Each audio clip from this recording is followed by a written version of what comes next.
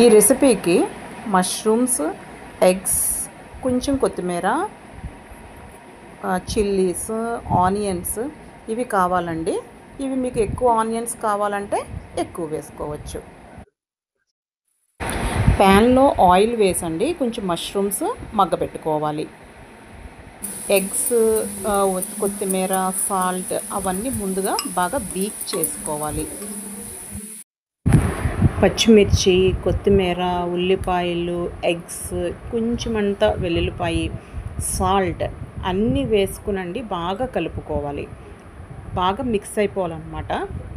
మనం ఎన్ని ఎగ్స్ అయితే కనుక అంత కలుపుకున్న తర్వాత కొంచెం కారం, అంటే కొంచెం కలర్ కోసం. సో అన్నీ బాగా మిక్స్ అయ్యేలాగా కలుపుకోవాలి. చాలా చాలా టేస్టీగా ఉంటుందండి. Healthy recipe and morning breakfast ఇది పిల్లలకు పెడితే మాత్రం చాలా బాగా డెవలప్ అవుతారండి, అది మాత్రం ఖాయం. సాల్ట్ చెక్ చేసుకోవాలి.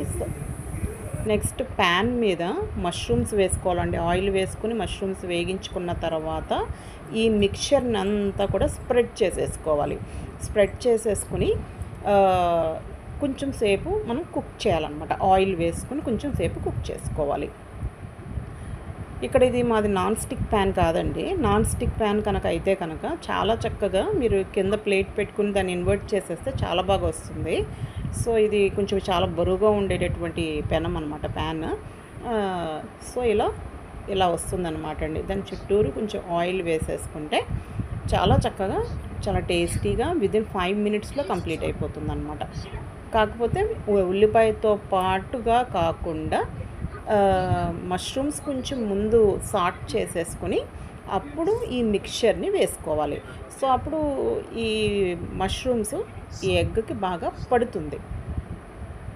ఆల్రెడీ వేగిపోయి ఉంది కదా, చాలా నీట్గా వస్తుందన్నమాట. ఇది విడిగా అన్న తినచ్చు, రైస్లో తినచ్చు, ఎలా తిన్నా కానీ చాలా చాలా టేస్టీగా ఉంటుందండి. హెల్త్ పరంగా కూడా చాలా మంచిది. మీకు ఇంట్రెస్ట్ ఉంటే కనుక కొంచెం క్యారెట్ కూడా వేసుకోవచ్చు. మీకు ఆనియన్స్, చిల్లీస్ కట్ చేసే టైం కూడా లేకపోతే మనము నార్మల్గా ప్యాన్ ఉంటుంది కదండి, మూకుల్లో కొంచెం ఆయిల్ వేసి మష్రూమ్స్ కొంచెం లిటిల్ మచ్ సాల్ట్ వేసండి. జస్ట్ ఒక 2 మినిట్స్లో మష్రూమ్స్ మగ్గిపోతాయండి, చిన్న పీసెస్ కింద కట్ చేసుకుంటే.